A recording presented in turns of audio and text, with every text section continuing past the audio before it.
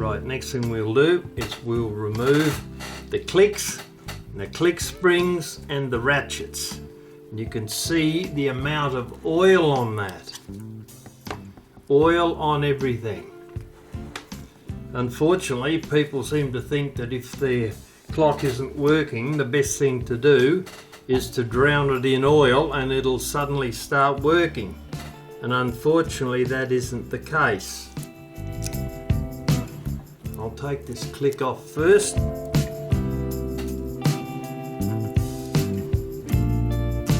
put it into the going side parts dish. Then the click spring.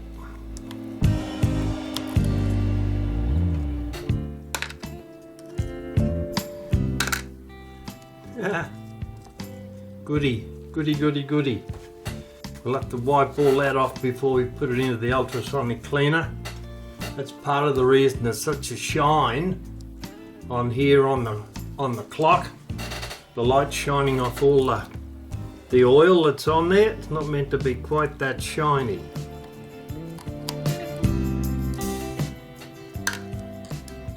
And then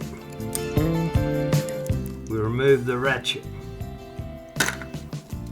Alright, that's the going train. Now the strike side, same thing. Take the spring off.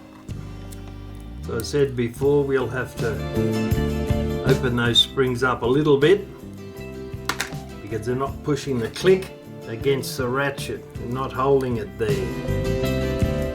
The last thing we want is for the spring to start unwinding rapidly, destroying wheels, chopping teeth out of wheels, etc. That. They go on the strike side.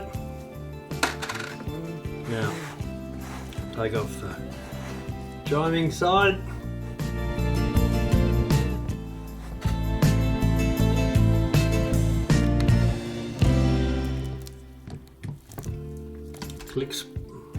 Click spring first.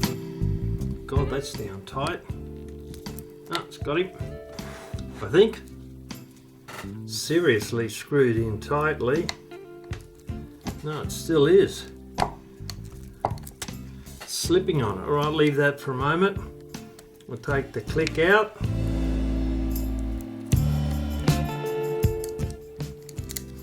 Put it in our chime side container because we keep our parts separated. That way it's easier to know what goes where once you start reassembling your movement. Over. Grease everywhere, shocking. Not grease, oil. Alright, so they're off now. I'll lift it up. You can see the shine on that. That's all the oil on the movement. That's absolutely atrocious. Alright, we'll have another crack at the click spring. And get it started. That's cracked him. Got him.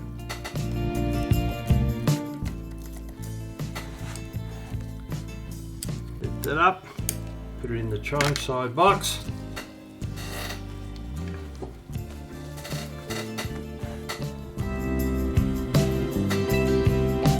Wow, dear oh dear. Oil's obviously very cheap, or the grade of oil they used to be able to afford to waste that much. I'll wipe some of that off at the moment before we go any further. Look at that, great. Absolutely shocking. Alright. Now, I'm taking the next piece off. A pair of sharp nosed pliers. And I'll remove this split.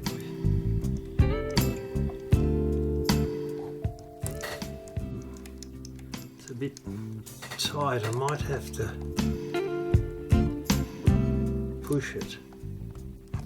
It's a mighty tight circlip we've got there. Doesn't want to move. Well, that is tight. Not wanting to move at all. If I can push it in a bit this way for a start. Nope. Well, might have to tear that one off and replace it. It's seriously caught in there. Give it one more try. Get the face on it. Nope, not gonna move. Right, well,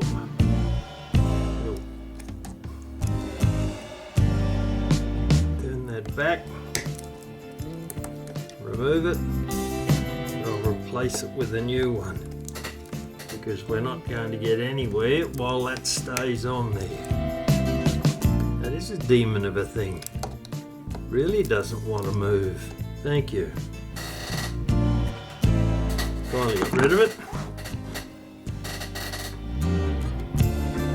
Take the snail off, put it over there. Put the snail in there. Now we'll have a look at the rack. That's held on with a bent pin. A little bit of wire, I think, has been pushed through that and bent.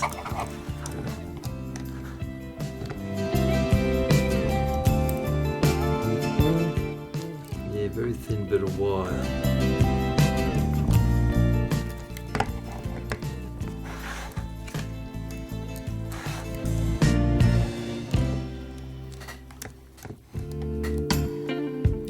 Pretty hard to get at in this.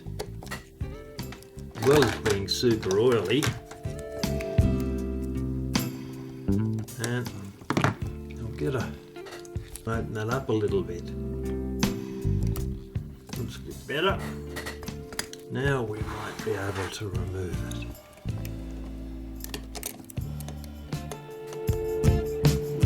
it. Wire. See if we can pull that out now. Theory, there we go. Got him, it dropped out.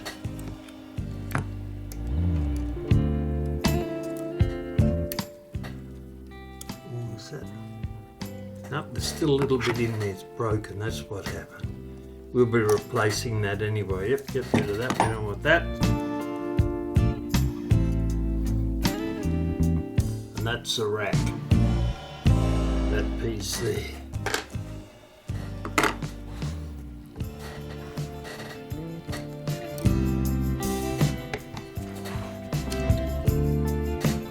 I'll take the broken Chime silent lever off.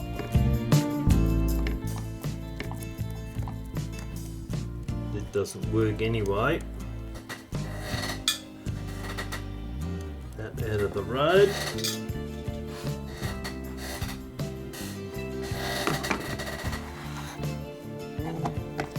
Right. Now we can see what we've got. Pin in there. We'll take that flirt off there. That's got a bent piece of wire holding that in also. Push that down.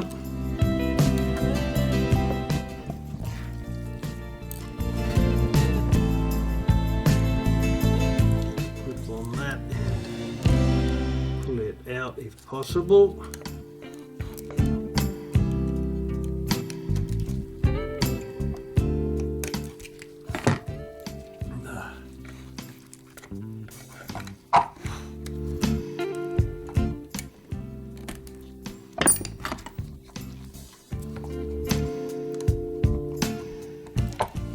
Let's get rid of those.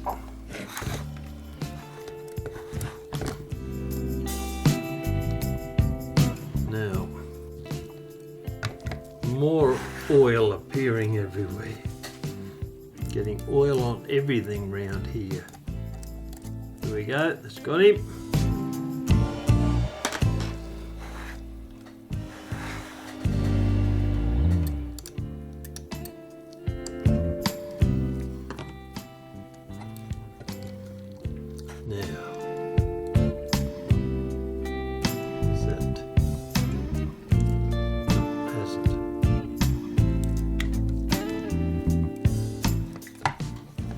All right.